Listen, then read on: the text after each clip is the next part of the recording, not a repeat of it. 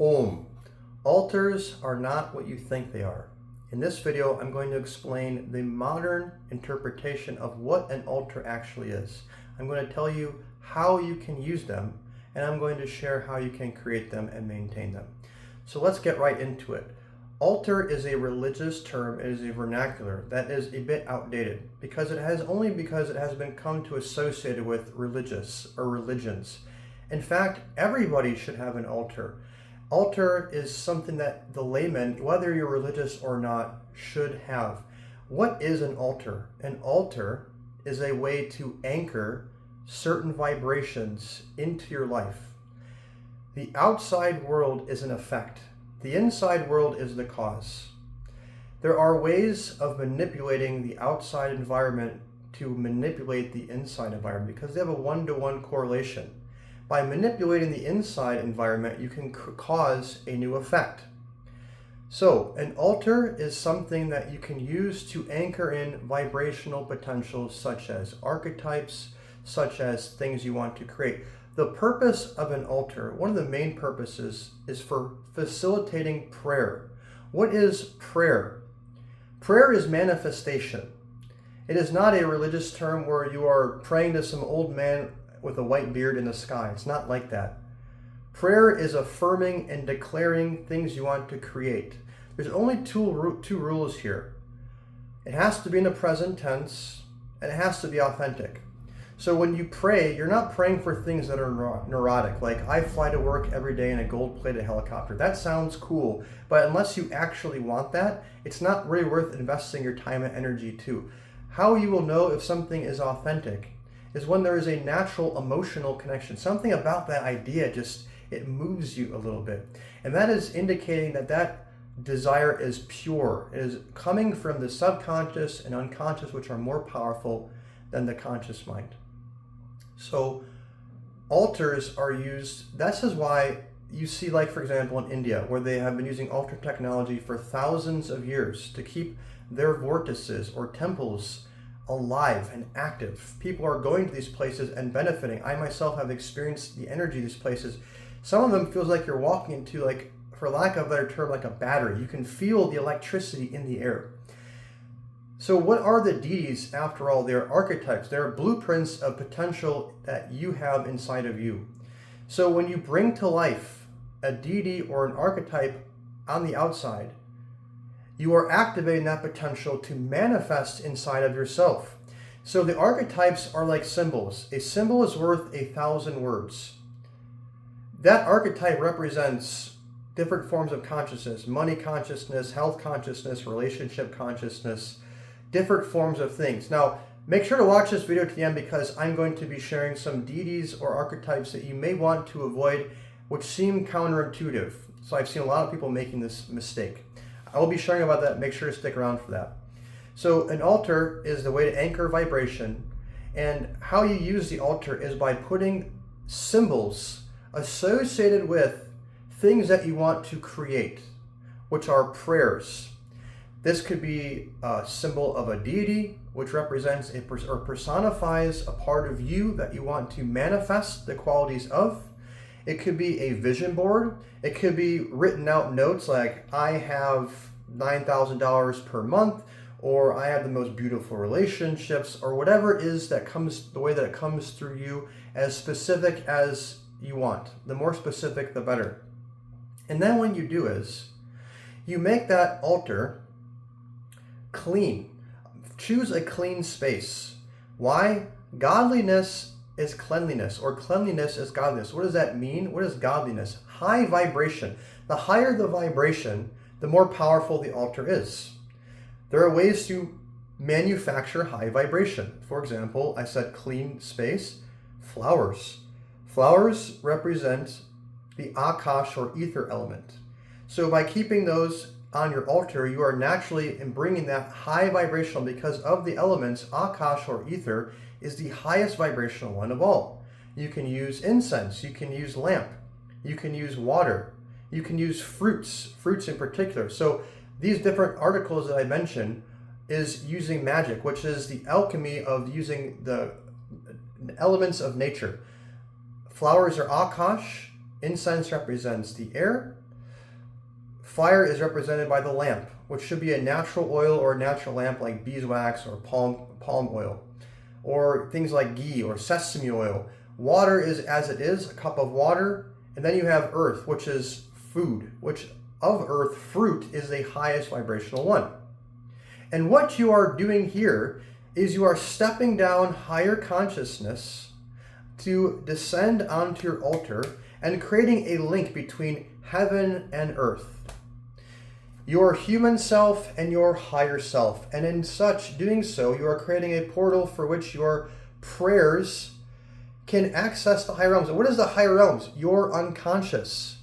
Your unconscious is significantly more powerful than your conscious mind. How do you know? If I think I have a Rolls Royce in the driveway, it doesn't matter if I think that neurotically, it's not going to be there. It's what my unconscious believes is there. And that's what actually manifests. That's why you can have a cognitive dissonance where your mind surface level thinks one thing and your unconscious is actually thinking a whole different thing. And you have a lot of dissonance, which can take the form of diseases, dis-ease. A dis-ease there because consciously I want this. Unconsciously, I don't want this. You see the idea. So to get these things into your unconscious and to anchor them, this is the key word with this altar, is to anchor them. You are establishing it and you're going to nourish this space. Keeping it vibrational, channeling your love, spending some time and energy looking at the altar and loving it. Why love? Because love is a life-giving force. When you establish emotional connection with that, you are bringing it to life. You are bringing it to life inside of yourself. This is what the whole Bhakti tradition, which is a devotional path of worshiping God, you are not worshiping it as something that is separate from you. You are worshiping it as an aspect of you. I love this part of myself. I want to see that part of myself even more prominent than it is now. That's the whole idea. And of course, religions have taken that, and through the years, it has been in its current state now. So they have a lot of truth, but it's the perspective in a lot of cases that's missing. So I mentioned before about what to be careful of and what to watch out for. I'm going to share about that now. You don't want to have, for example, I've seen a lot of stores with statues of the Buddha. And why that's not ideal is because the Buddha as an archetype represents a vibrational potential of renunciation. It is not for material gains, it is not for material prosperity, it's not really for matter at all. The Buddha is an archetype for people who are ready to experience emptiness, who don't care about matter. Like the ascetics, like the monks, the renunciants, the sadhus, that's who the Buddha is for. You don't want to put it in a place where you're trying to make money because it's not what the Buddha is for. Now, it may be good for a meditation room or meditation space, but even then, if you're going to still be participating in the world, you want to also bring in some energy around prosperity, like a form of the wealth goddess or something like this. Now, in a minute, I'm going to share some archetypes that I would recommend that everybody should have. You want to also avoid the fierce forms of the divine as your unconscious. Like Kali, for example. Don't bring Kali into your house and anchor that vibration in your space unless you are given that by a guru which is a master who has the permissions and the capacity to contain that energy on your behalf, to spiritually monitor that energy to make sure it is not wreaking havoc on your life. Because Kali and the fierce archetypes in general are raw, uncontained potentials that need to be contained in order to not have a destructive effect, an unintended effect on your life, because you can't direct them. They are directing themselves. There's very few energies that can contain them. I'm not going to be sharing about that in the video. That's not what this video is for. But take it for granted. Don't bring the fierce archetypes into your life unless you have been given that from a higher being. Now, the deities or archetypes, if you want to go there, remember, you don't have to. You can fill your altar with symbols of any kind. It could be the flower of life. It could be pictures of yachts. It could be pictures of happy relationships. It could be your family. It could be whatever. It could be pictures of a heart. Whatever emotionally you connect with, put that on your altar. Use the colors, use the flowers, whatever it is that inspires you. Make that there. And what happens is, before I go into the deities that you should have, is no matter where you are in the world, the more that you nurture that altar by focusing on it with love, I like to spray some rose water on it, for example, and light some incense on it every day to keep that space nice and high vibrational, keeping it clean, keeping the area around it clean.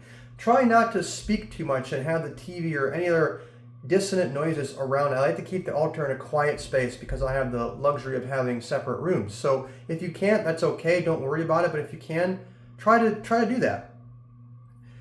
So the altar, when you go out into the world, you'll have a psychic connection with it. So it'll be anchoring that vibrational potential, whether you're aware of it or not. Just by continuing to maintain it, it will be in connection with you wherever you are. And then say you're out, you can just focus on your altar, and by focusing on it, you can access that energy at a drop of a dime, especially if you're taking time every day to emotionally connect with it. You'll be able to be out in the world, visualize it, and immediately drop back into that energy that you established before anywhere. Now, some of the archetypes you want to include. Now, let me say first, some of these archetypes, these divine archetypes, the ones that were established by enlightened beings, like the deities in India, or the Egyptian ones, or like Jesus, the ones that were established by enlightened beings naturally have a built-in power to them because that their form was imprinted with an enlightened being who brought that form through. Also, forms that have been worshipped or focused on by millions or thousands or millions of people who associate those forms with certain benevolent qualities and who believe in those benevolent qualities, that also makes the form very, very powerful. Now, some of the deities that you want to include, some of the ones that are benevolent, like Ganesha, the elephant-headed god. This is one deity of all the deities that I recommend everybody should have a form of Ganesha, and there's many reasons for this. The most important reason or fundamental reason of all is because Ganesha personifies Om. And what the deities are personifications of sound, because sound is a fundamental building block for consciousness. The deities have a unidimensional form, which is their sound form, mantras, for example. Their two-dimensional form, which is the diagrams, the yantras, the mandalas. Then they have the three-dimensional forms, which are the actual personifications, like the human-looking ones. Ganesha is the source of where all the other sounds come out of, Om.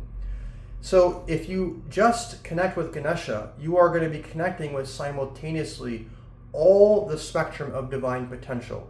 So he is a very, very important one. The elephant-headed god. You can have a picture of him. You can have a little statue of him. You can use his diagrams.